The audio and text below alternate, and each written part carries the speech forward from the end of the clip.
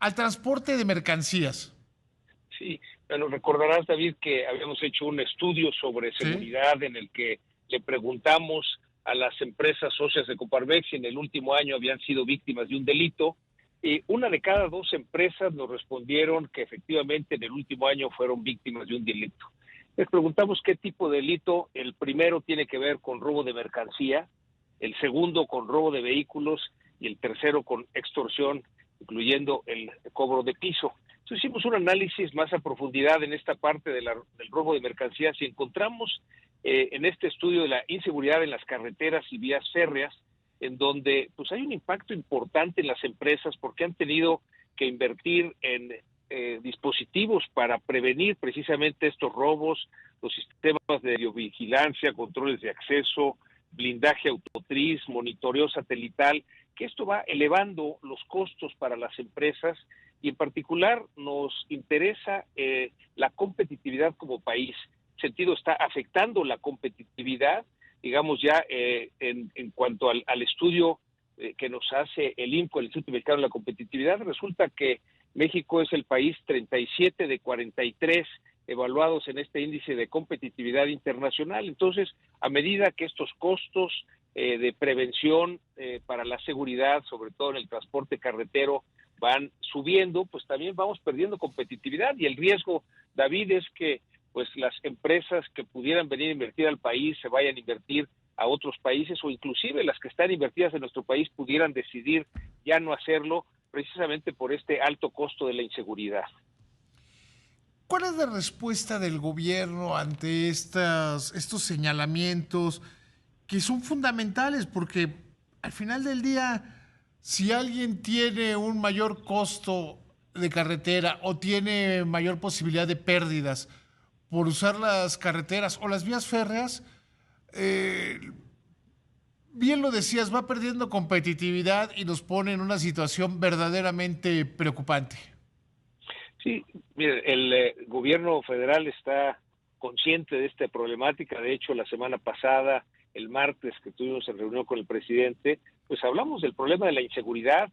Él nos comentó pues algunos rubros que han ido mejorando, sin embargo, pues reconoció que en caso específico de la extorsión, pues es un, como se anuncia solo el 1%, pues es una tarea pendiente. Lo que hemos pedido y por eso hacemos una propuesta hacia las autoridades que haya coordinación entre el gobierno federal, los gobiernos estatales y municipales, de tal manera que podamos establecer una mesa de acuerdos. Encontramos, David, que 4 de cada 5 robos suceden en los siguientes estados: Estado de México, Puebla, Michoacán y Guanajuato. Entonces tenemos que hacer un análisis específico en esos 4 estados para poder disminuir estos robos en carretera.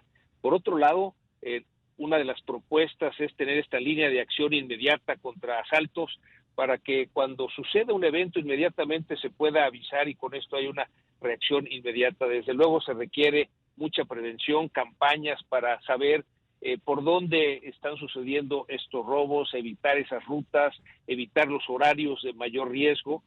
También lo que comentábamos de esta coordinación de las autoridades federales, en donde les ofrecemos también coordinación con los centros empresariales que tenemos en Coparmex. Tú sabes, David, estamos Uh -huh, uh -huh. presentes en 102 ciudades de la República.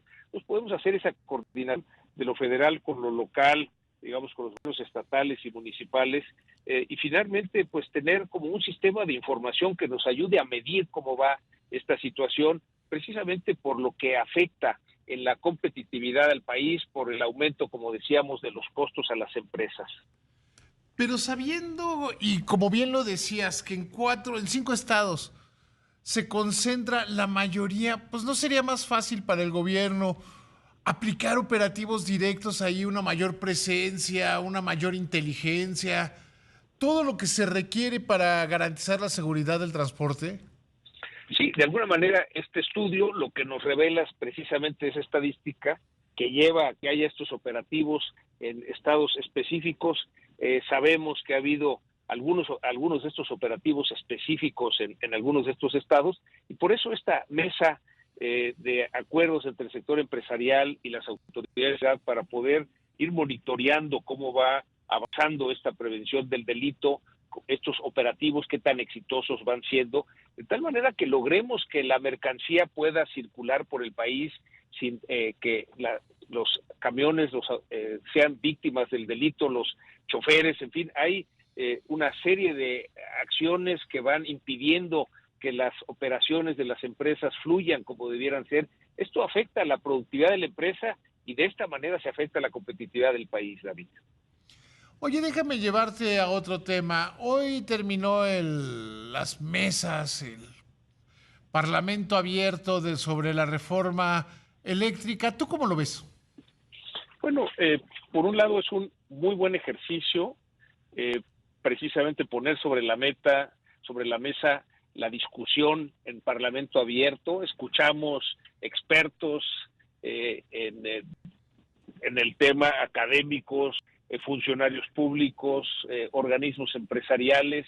En su mayor parte hubo posturas de hablar a favor de la reforma eléctrica o hablar en contra de la reforma eléctrica. En ese sentido nos parece que no es un buen formato. Lo que propusimos desde Coparmex, recordarás, David, que es Sí. hablemos mejor en favor de lo que necesita México, ¿no? Y en ese sentido hicimos esta propuesta de los 8 objetivos, de los cuales en principio en ese Parlamento abierto con los diputados de los distintos partidos hubo consenso en 7 de los 8 objetivos.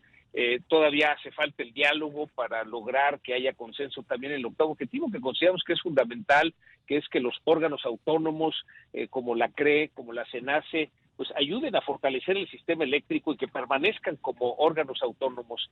En ese sentido, consideramos que la siguiente etapa, David, es pues crear un diálogo, mesas de trabajo para ahora sí poder aterrizar. Consideramos que hay las condiciones para que pueda haber este diálogo. Las empresas del sector energético que están invertidas en nuestro país, pues lo que quieren es que ya esto se decida, haya reglas claras. Consideramos que hay también una buena disposición por parte de las autoridades. El mismo martes, en la reunión que tuvimos con el presidente la semana pasada, yo expuse que es momento de sentarnos a dialogar y que, pues como recordarás que el año pasado logramos ese acuerdo de la ley en materia de subcontratación, pues hoy lo que nos toca es sentarnos a Perdóname que dialogar. te interrumpa. El acuerdo que se logró en materia de subcontratación debería dar pie a que todas las negociaciones del gobierno o todos los cambios a la ley se hicieran así. Fue ejemplar porque tú cuando ves la subcontratación, todo el mundo ganó. Aumentaron los recursos del gobierno. Se acabó o prácticamente se acabó, se dificultó muchísimo una práctica indebida y que además era indebida tanto para el gobierno como para los empresarios, como eran los factureros. Y hoy vemos que los trabajadores están ganando muchísimo. Hay más trabajadores registrados con prestaciones y que incluso por decisión de ustedes de iniciativa privada, aumenta la participación de los trabajadores en la utilidad. Sí, como bien lo dices, es un acuerdo ejemplar, todos salimos ganando. Claro que para que todos saliéramos ganando, todos tuvimos que conceder algo y coincidimos, David, que ese es el camino que debiéramos seguir en el país. Logramos también esa negociación, el consenso para el aumento en los salarios mínimos también el año pasado. También en el plan de reactivación económica que presentó la Secretaría de Economía, la secretaria Tatiana Cloutier, hace 3 semanas, pues hay un trabajo en conjunto, un diálogo, donde estuvo muy claro qué le toca hacer al gobierno, qué toca hacer a los organismos empresariales y a las empresas, y es por eso que insistimos en que el paso que sigue en esta reforma eléctrica es sentarnos a dialogar y así encontrar los consensos que requiere el país para que haya reglas claras, para que se pueda dar la inversión que se requiere en materia eléctrica. Una buena parte la tiene que hacer la Comisión Federal de Electricidad y esta ser complementada por la iniciativa privada. Hay pues la voluntad de las empresas en hacerlo y lo único que hace falta es poner las reglas, ajustar, desde luego los contratos que fueron buenos hace 9 años con la reforma energética y que ahora requieren ciertos ajustes por el bien del país, como por ejemplo el que se le pague a la Comisión Federal de Electricidad el respaldo que nos da, porque eso va a incentivar que haya inversión en transformación tecnológica, en que se haga inversión también, por ejemplo, en baterías, y eso es bueno para el país. Entonces sí tenemos que evolucionar esas condiciones, esos contratos que actualmente existen, E insistimos, hay las condiciones, David, para sentarnos, negociar y sacar adelante una ley en la industria eléctrica, que es lo que requiere el país. Insistimos, no se requiere una reforma constitucional, se pueden hacer estos ajustes en reformas, en leyes secundarias, de tal manera que podamos ya tener claridad, tener certidumbre, porque quizá lo que más afecta a la inversión en nuestro país es esta incertidumbre. Por eso la importancia de sentarnos a dialogar y pues cada quien poner de nuestra parte para lograr un mejor acuerdo. José, ¿qué tan lejos o qué tan cerca estamos de un acuerdo como el de la subcontratación? ¿Qué tan cerca o qué tan lejos estamos en cuanto al ánimo de las partes, en cuanto a quitar a aquellos radicales que pues no quieren moverse un ápice? Sí, consideramos, David, que hay las condiciones para ya iniciar el diálogo. Recordemos que en la ley en materia de subcontratación nos llevó 3 meses. Consideramos que hoy hay un buen avance, que pudiera ser menos tiempo. Desde luego, aquí pues también intervienen los tiempos políticos, ¿no? Hay esta consulta de la revocación de mandato, hay elecciones en 6 estados, entonces eso pudiera retrasar un poco esta negociación. El año pasado logramos terminar la negociación justo antes de que iniciaran las campañas y eso pues facilitó que fluyera la negociación. Entonces consideramos que hay las condiciones para hacerlo. Lo importante es iniciar el diálogo y esperemos que lo podamos sacar en pocas semanas, David. Te agradezco muchísimo, te mando un abrazo y siempre es un gusto platicar contigo. Igualmente, David, un fuerte abrazo y de veras qué gusto que estés de regreso. Gracias, te lo agradezco.